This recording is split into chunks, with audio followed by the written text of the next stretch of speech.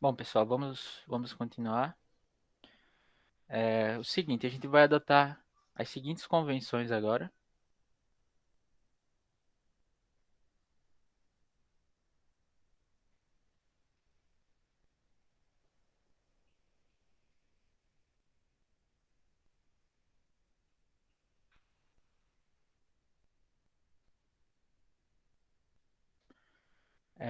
A gente vai que um sobre zero é infinito e um sobre infinito é zero, tá? Então, com essas duas convenções, você consegue deixar como exercício, tá? Exercício simples, que um conjunto do jeito que a gente definiu,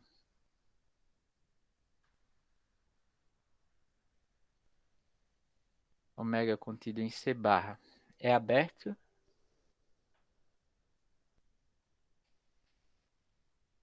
se somente se esse outro conjunto daqui, do Z pertencente a C, tal que o inverso pertence a ômega,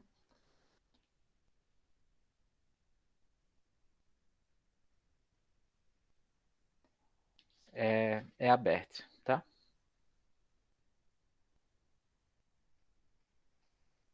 É aberto em C, né? E,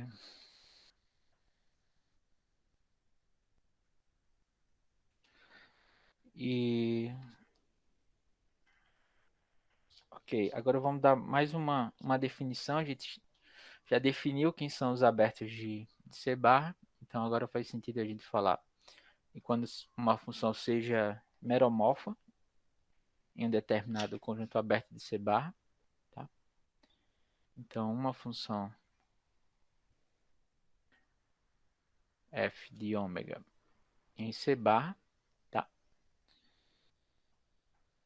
Ômega contida em C bar aberto, é meromorfa quando vale o seguinte.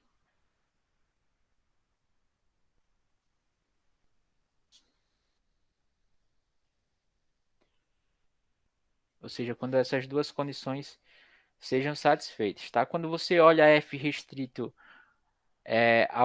aos números complexos, tá? Ou seja, se você tira o infinito da jogada, a f é uma função meromorfa do jeito que a gente definiu, tá? Então, quando f é meromorfa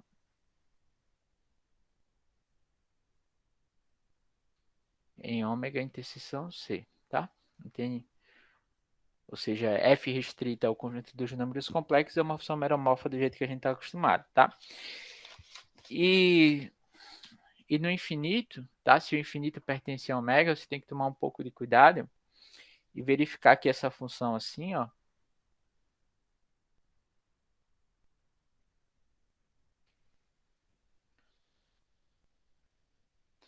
f de z igual a f de 1 sobre z, tá?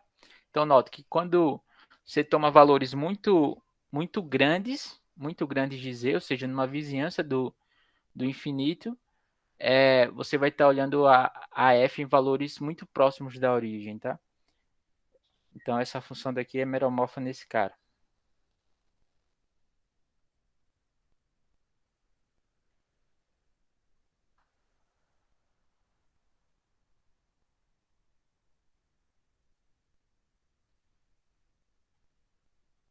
Meromorfa no aberto do z pertencente a C, tal que 1 sobre z está em ômega, tá? Então, deixa eu escrever essa observação que eu acabei de falar.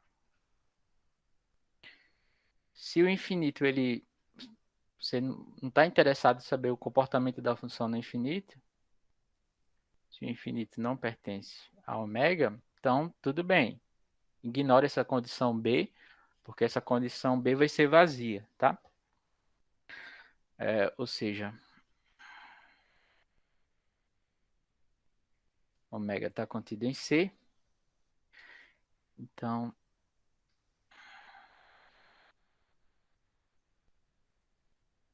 então a definição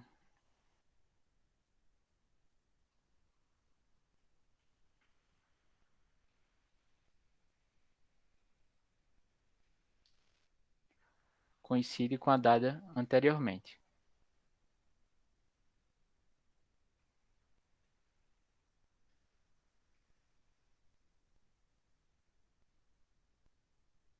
Tá? Agora, se o ômega, se o infinito pertence a ômega, então você tem que olha para cá, né? Então esse aqui, esse conjunto eu vou chamar de ômega barra, tá? Então isso implica que o zero pertence ao ômega barra, tá? E B, portanto, é uma condição não vazia que você vai ter que verificar.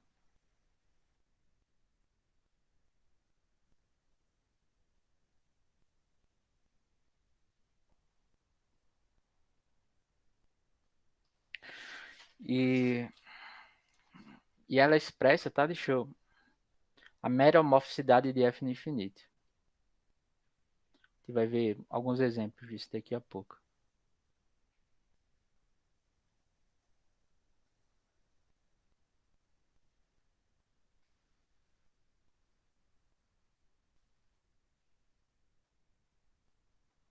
Tá? Então, essa definição B que a gente deu foi pelo seguinte, tá? Então, para você saber o comportamento de F,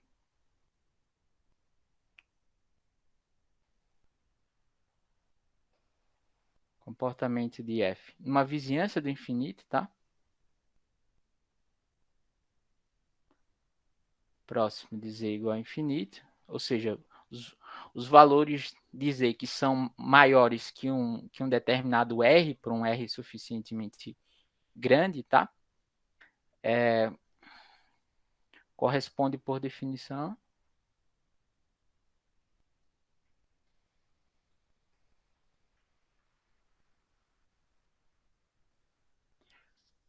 ao comportamento de F-til perto da origem, porque lembra que a F-til ela inverte os valores, né? Então, se você pega pontos cuja norma são muito grandes, então esses caras, um sobre Z vai ter normas muito pequenas, né?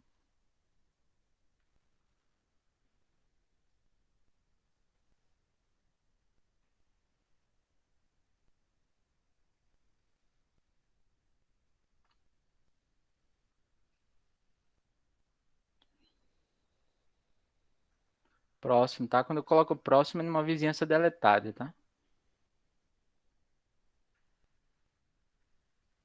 Próximo de Z igual a zero, tá? Uma vizinhança menos o ponto. Você não quer saber o valor da função no ponto, tá? Então, para deixar claro, a gente vai usar a seguinte terminologia para saber o comportamento da função no infinito. Então,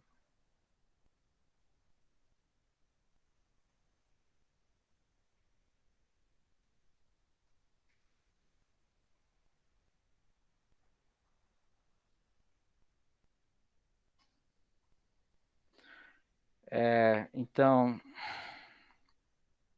vai ser o seguinte, tá? Se ômega está contido no conjunto dos números do plano complexo estendido, é um aberto contendo infinito.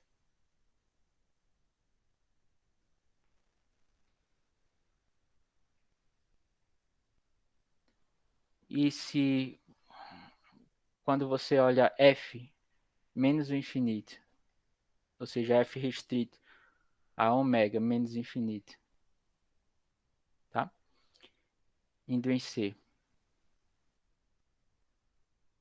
é holomorfo, tá? Precisava nem de ômega em C, mas de uma vizinhança, tá? É holomorfo. Então, essa singularidade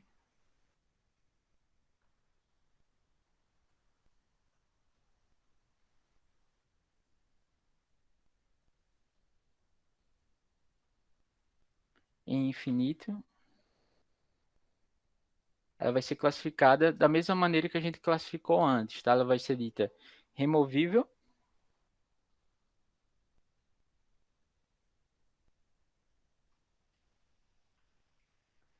ela vai ser um polo de ordem n,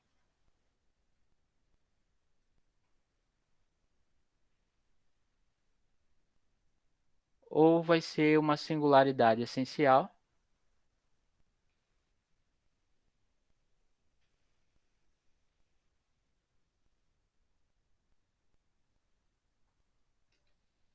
Essencial.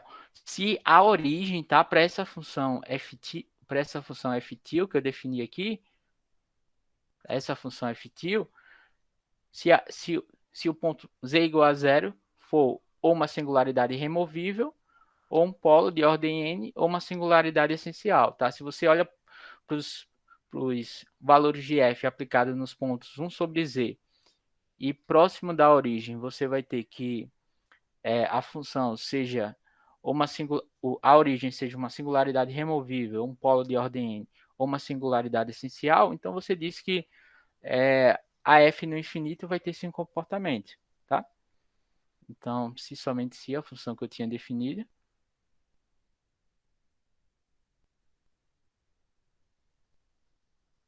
a função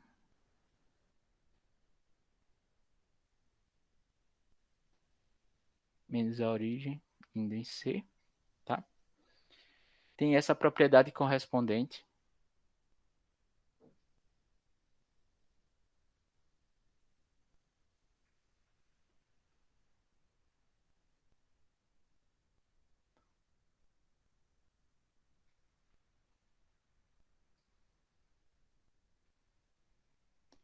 No ponto z igual a zero, tá? Então, o infinito vai ser uma singularidade removível, um polo de ordem n, ou uma singularidade essencial. Se quando você olha para a função ftil, o z, lembra que ftil é você calcular f nos pontos 1 sobre z. Se você olha para ftil nesses caras, a origem seja ou uma singularidade removível, ou um polo de ordem n, ou uma singularidade essencial, tá? Por exemplo, se você considera um polinômio,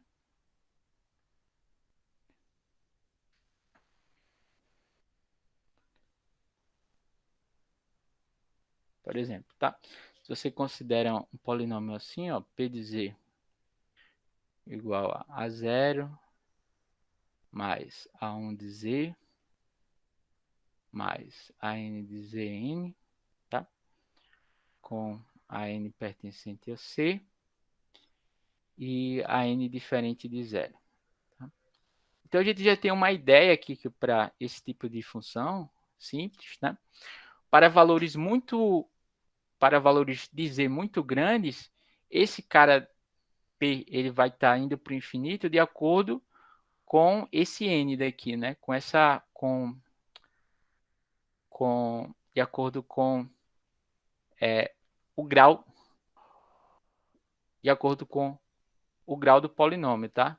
Um polinômio de grau, sei lá, 5, por exemplo, ele deve estar tomando em norma, tá? Tudo que eu estou escrevendo aqui em norma, valores muito maiores do que para valores de z de norma grande, muito está indo para o infinito muito mais rápido do que um polinômio de grau 2, por exemplo, tá? Mas como é que a gente pode medir isso, né, de acordo com as definições que a gente deu, né? Qual o comportamento de f no infinito, tá?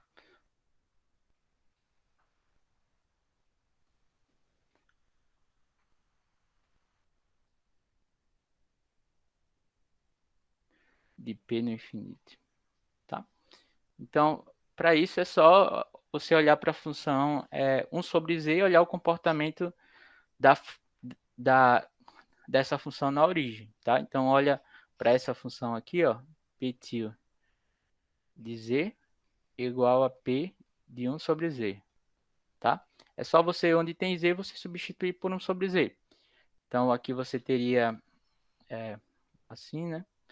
A n sobre z elevado a n, mais a n menos 1 sobre z elevado a n menos 1, até o outro cara que é o a zero, tá? Então, aqui, ó, daqui você já, dessa, dessa relação, pela caracterização que a gente viu de polos, aqui o AN, lembra que o AN vai ser diferente de zero, né? Porque P vai ser um polinômio de grau N, tá? O AN vai ser diferente de zero, então isso implica que zero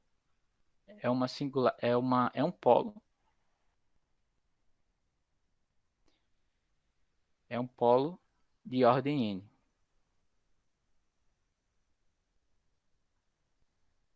de Petit de Z, tá? E tudo isso aqui que vem antes é o quê? Que a gente chamou, é a parte principal, tá?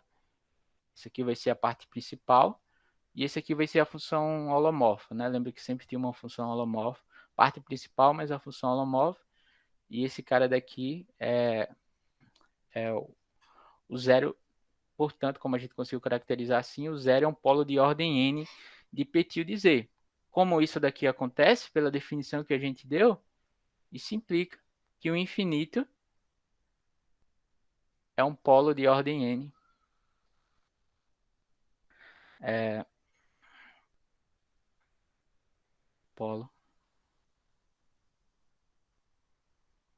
n de P de Z, tá? Então, com essa definição daqui, fica mais, de acordo com a definição que a gente, que a gente deu, vamos dizer assim, mais transparente o, o comportamento de uma função quando você toma valores muito grandes, tá? E não só se essa função vai estar indo para o infinito ou não, mas a ordem, a taxa com que essa função ela vai estar, ela ela tá indo para o infinito, tá bom? Tá, que em módulo esses caras estão se tornando muito grandes, tá? Então, por exemplo, deixa eu dar um outro exemplo aqui. Exemplo 2. Se você pega f de z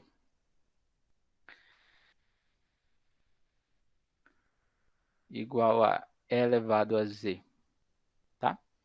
Lembra que isso daqui é definido, por exemplo, uma das formas de você caracterizar isso, soma de n igual a zero até infinito dessa série de potências aqui, tá? Então, qual o comportamento de f no infinito, tá? Para valores muito em norma, tá? Se você toma, isso é meio que que será que perceba que esse exemplo é interessante, tá? Será que se é, será que a norma de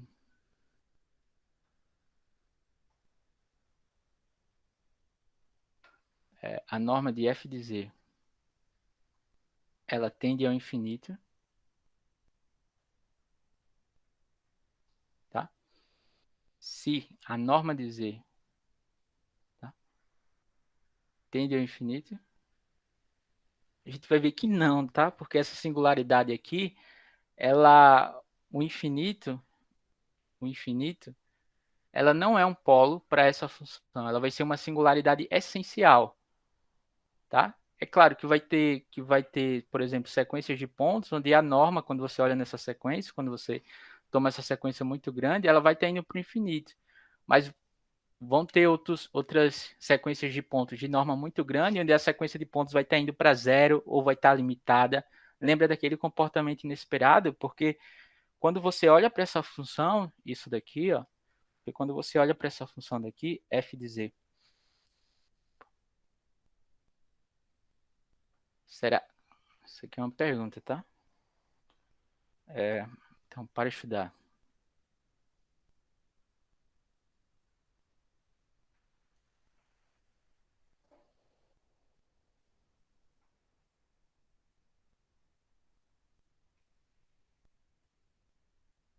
Próximo do infinito, tá?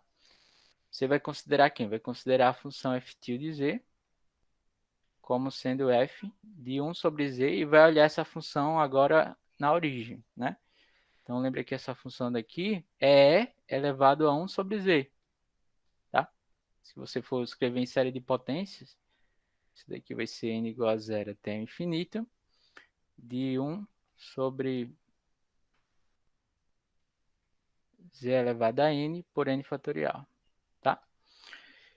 E a gente já viu também que a origem é uma singularidade essencial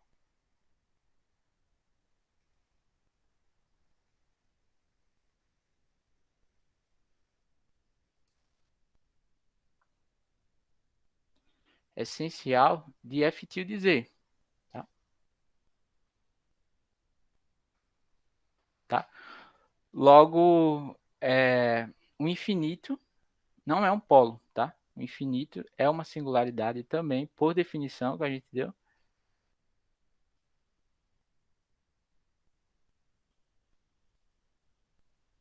é uma singularidade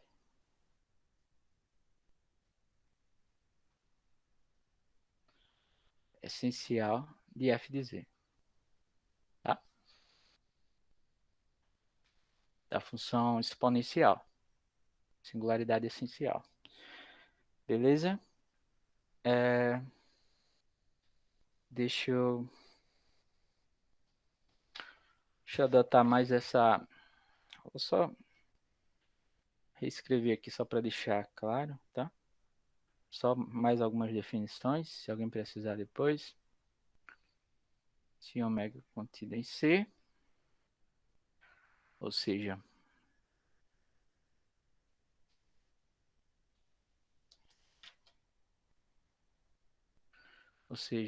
o ômega pode conter o infinito.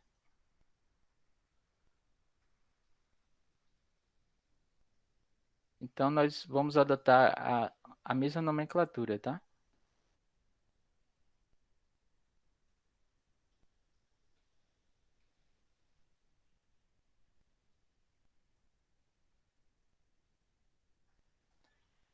Nomenclatura, tá? A gente vai denotar por m de ômega, esse m fresco, como o conjunto de todas as funções meromorfas.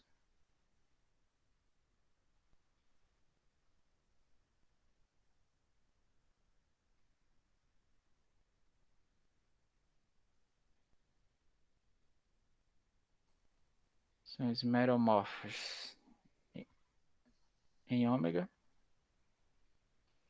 E eu vou chamar de h de ômega. Isso aqui não. Deixa eu apagar isso aqui. Tá parecendo que tá tendendo a zero, mas isso aqui é a definição, tá? Calma, setinha. Meio assim. Definição. Sendo o conjunto das funções holomorfas em ômega, tá?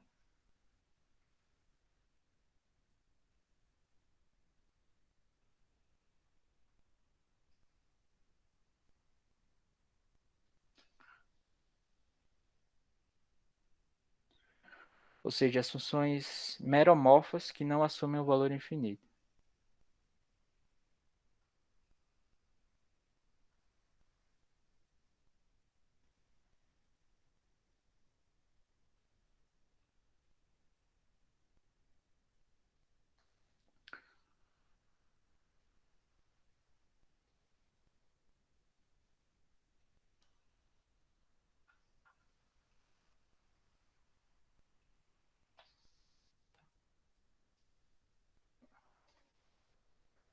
Que não assumem valor infinito. Beleza? Agora, eu ia escrever mais um pouco, mas eu não vou fazer isso não, por conta do tempo. Eu vou provar logo um resultado. Uma observação é que, com essas definições, você consegue aquele mesmo resultado que a gente tinha, tá? Aqui eu não vou escrever isso, ver isso, vou só comentar. Fica como uma curiosidade, tá? E se ômega tiver contido em C barra, você consegue provar essa mesma coisa que a gente tinha aqui. Que se é, que vale isso, tá? Que o conjunto das funções meromorfas ainda vai ser o anel, vai ser o corpo quociente do, do conjunto das funções holomorfas, tá? Ou seja, toda função meromorfa definida em um conjunto ômega. Isso aqui vale também, só uma observação. Isso vale também. A mesma coisa, tá? Também, se ômega tiver contido em C barra, tá? Enfim, eu não vou usar, a gente não vai usar muito isso, mas eu acho que é interessante, tá? Principalmente para quem para quem gosta de ver a coisa do ponto de vista algébrico, né? Porque Você pode ver os números complexos de vários ângulos, né? Aqui a gente está vendo do ângulo mais de análise, mas também dá para fazer várias coisas interessantes do ponto de vista algébrico, tá? Só que, claro, do ponto de vista de análise, as aplicações são muito maiores.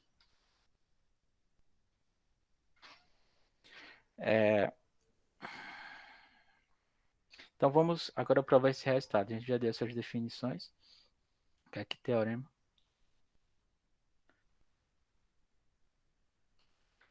É que as funções meromórficas de C barra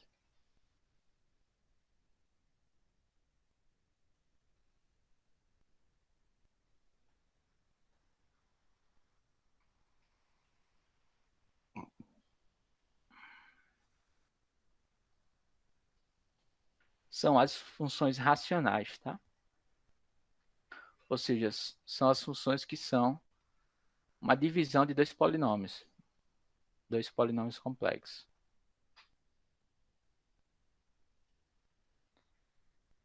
Tá? Então vamos dar uma prova rápida aqui, esse vai ser o resultado dessa parte. E depois eu vou dar a definição do que é a esfera de Riemann, tá? Como é que você pode visualizar o conjunto dos números? Como é que você pode visualizar o plano complexo estendido, tá bom? Então, vamos ver uma prova.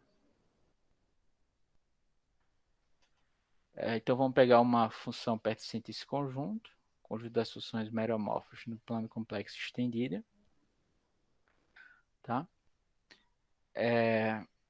Então, essa função daqui vai ser holomorfa em uma vizinhança deletada do infinito, né? Como o infinito vai ser uma singularidade para essa função, e as singularidades são isoladas, então a gente tem que f é holomorfo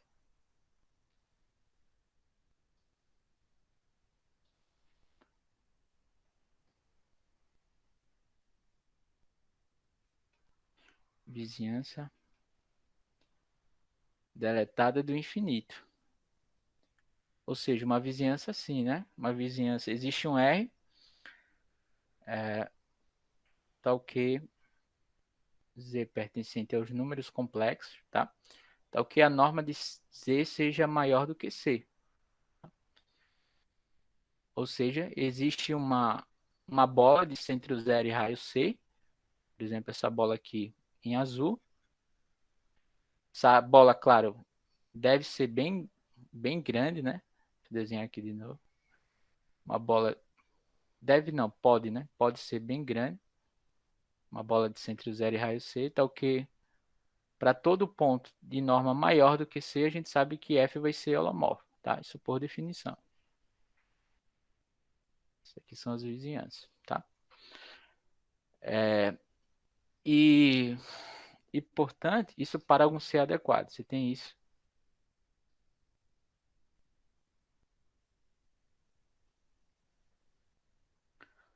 C adequado. Tá? Ou seja, F vai ser holomorfo aqui, para todo ponto aqui, tá? Fora dessa bola. Então, isso implica que F tem uma quantidade finita de polos, tá? Por que isso? Quantidade de polos. Vou chamar cada um desses polos assim, Z1 até Zn, tá? Ó, como a função ela vai ser holomorfa aqui, no conjunto dos números complexos menos essa bola, isso quer dizer que todos os polos de F têm que estar dentro dessa bola de centro zero e raio C, tá? Tem que estar aqui. Ora, mas se todos os polos estão dentro desse disco aqui, que é um conjunto limitado, e a gente sabe que o conjunto dos polos de F é um conjunto discreto, então qualquer conjunto discreto, isso é um resultado que vale no Rn, mas vale em geral, tá? vale no R2, no R3, qualquer espaço métrico, qualquer conjunto discreto em um conjunto limitado é um conjunto finito, tá? Lembra que o conjunto dos polos é um conjunto discreto, tá? Então, em particular, existe essa quantidade finita aqui, beleza?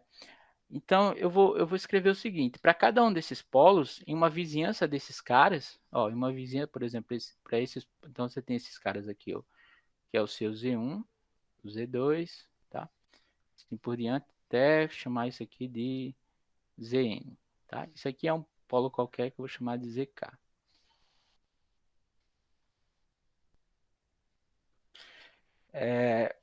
Você, para cada polo Zk,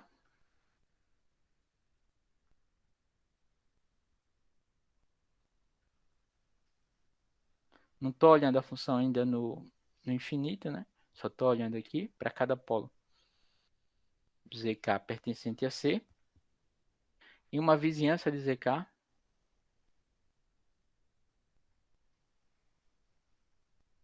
você pode escrever a função assim, né? Lembra? Você pode escrever f de z como sendo a parte principal de f mais uma função holomorfa. Eu vou escrever isso, tá? F de z como sendo fk, tá? De 1 sobre z menos zk, vou escrever logo assim, tá? Mais g de kz. Por que que eu estou indexando esse índice k? Porque isso é numa vizinhança de cada polo zk. Essas funções fk, elas mudam de acordo com o polo que eu estou pegando, tá? GK de Z. Onde FK, isso aqui é a parte principal, é a parte principal de F.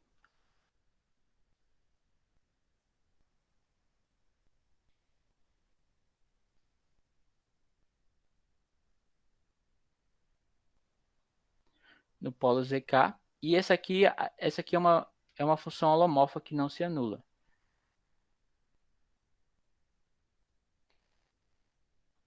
Uma vizinhança, né?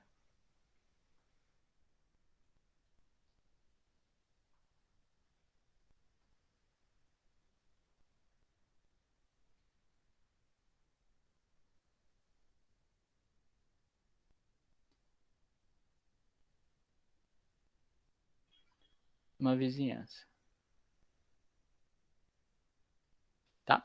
Mas lembra que essa parte principal era um determinado coeficiente AK sobre Z menos ZK elevado a N mais a n menos 1 sobre z menos zk. Então, essa parte FK é polinomial nesse argumento aqui, no argumento 1 sobre z menos zk, tá? Então, lembra que FK é polinomial. Já estou colocando 1 sobre z menos zk aqui dentro, então eu posso escrever assim. É um polinômio, tá? FK é um polinômio. E, analogamente, você pode escrever isso no infinito também, né? Isso aqui é nos polos que estão nos números complexos.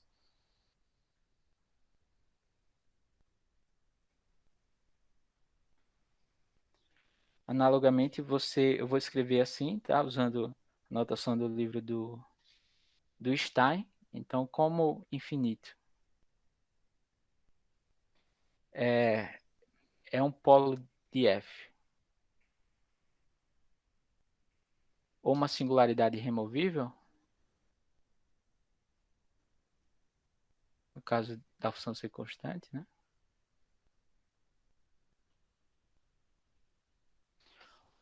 Como o infinito é um polo de F ou singularidade removível, por que isso? Porque a gente está supondo que a função é meromorfa, tá? É meromorfa em C barra. Se a função é meromorfa, ela não tem singularidades essenciais em C barra, em particular também no infinito, tá? Então, a gente pode escrever da mesma maneira, tá? A gente pode escrever aqui como sendo f de 1 sobre z igual a f tilde, escrever assim de z, infinito, tá? Mais g tilde de infinito de z, tá? Onde onde g tilde infinito é holomorfo numa vizinhança da origem, tá?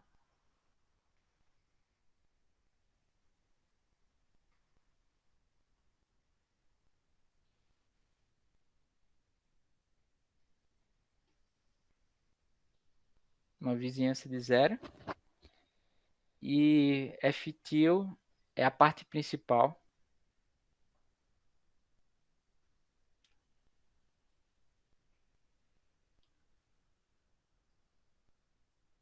F-til infinito de z é a parte principal.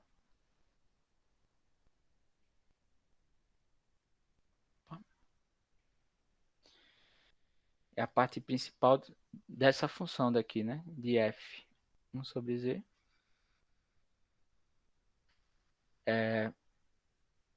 No polo, parte principal dessa função, uma vizinhança da origem. Tá? Em particular, essa função aqui, f-til,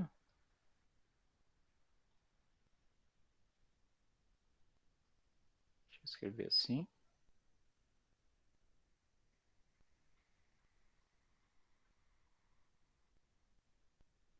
é polinomial. Do mesmo jeito que a gente tinha lá, essa daqui vai ser polinomial, como isso aqui é numa vizinhança da origem. Isso aqui vai ser polinomial em 1 sobre z, tá? Essa daqui vai ser polinomial em 1 sobre z menos zk, e essa outra parte vai ser polinomial em 1 sobre z, tá? Então, eu vou definir, define agora f infinito de z como sendo f-til, essa função aqui, tá? Agora calculado nos pontos 1 sobre z. 1 sobre z. Assim, tá? Então, eu vou definir agora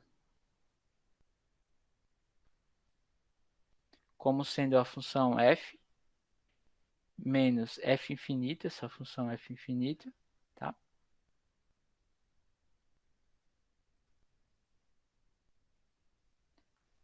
Menos as partes principais também de f com relação aos polos, tá?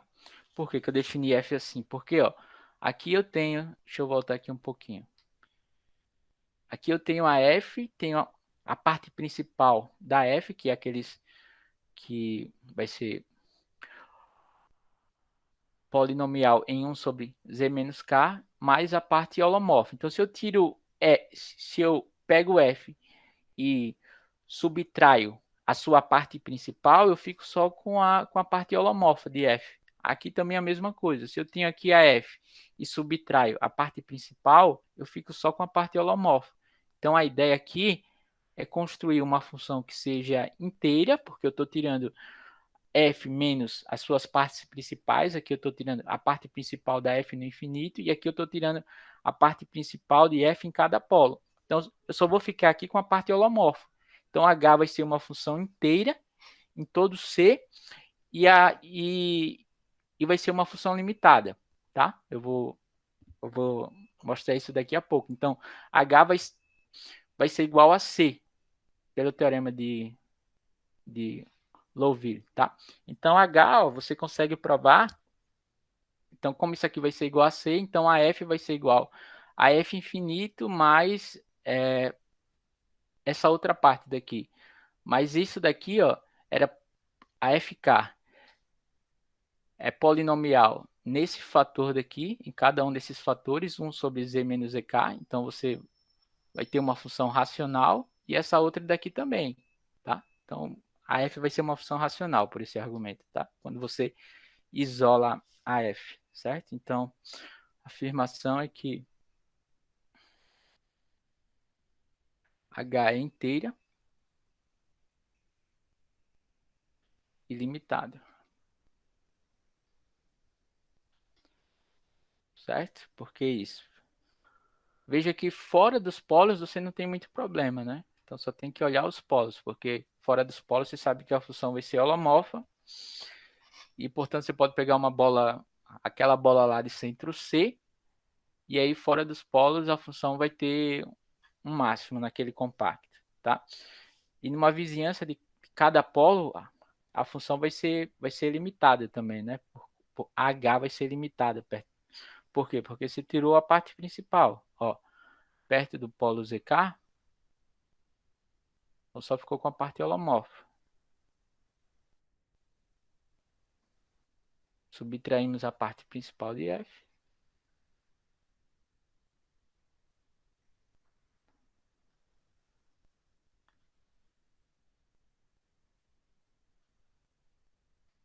Parte principal de F, logo H tem uma singularidade removível.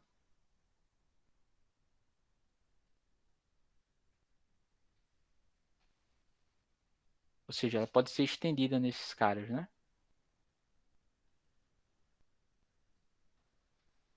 Em cada ZK. Porque ficou apenas a parte holomorfa. E em particular, né? Em particular, isso implica que H é limitado numa vizinhança de ZK,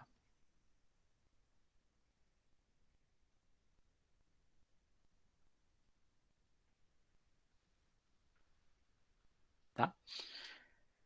É, você tem algo do tipo também perto do infinito, né? Por quê? Porque H de 1 sobre Z é limitado próximo do zero. Lembra que para estudar a função H no infinito, basta você estudar essa função próxima do zero.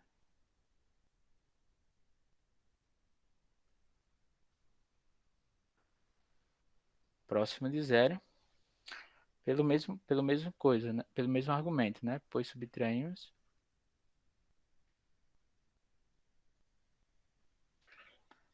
a parte principal no,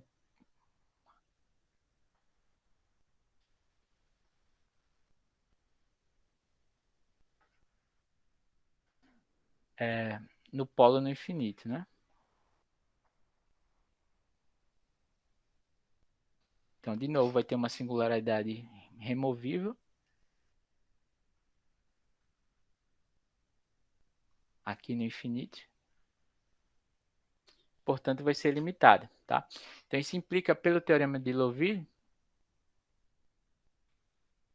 e H é constante, tá? Ela vai ser uma função inteira, tá? Porque você está tirando a parte principal de cada um dos polos. Só vai ficar a parte holomorfa e ela vai ser uma função limitada, tá? Por quê? Porque olha para esse desenho aqui de novo, tá? Perto de cada um desses polos, uma vizinhança de cada um desses polos, a função H vai ser limitada, tá? A função H ela também vai ser limitada quando você olha aqui nessa bola, menos esses polos aqui que são finitos. Porque ela é uma função holomorfa nesses caras. Lembra que toda função holomorfa, em particular, vai ser uma função contínua. Então, ela tem também um máximo aqui, tá? Então, se você considera M como sendo o maior de todos, dessas cotas superiores para a norma dessa função, incluindo aqui no infinito, tá? Que a gente conseguiu mostrar que a função vai ser limitada também. H também vai ser uma função limitada no infinito, desde que você subtraiu a parte principal. Então, H vai ser uma função limitada e, portanto, H é constante, tá? E aí você olha a definição, tá? Como H vai ser igual a C, você isola para o outro lado e aí você vai ter que na verdade a F vai ser igual a C mais F de infinito, que é polinomial em 1 sobre Z, tá? Mais a soma de todos esses caras, que para cada um deles a gente já viu que vai ser polinomial. Então você coloca isso sobre o mesmo denominador, tá? E chega que a função vai ser racional, tá? Então, o conjunto das funções meromorfas em C barra são as funções racionais, tá? São as funções que são divisão de polinômios, tá?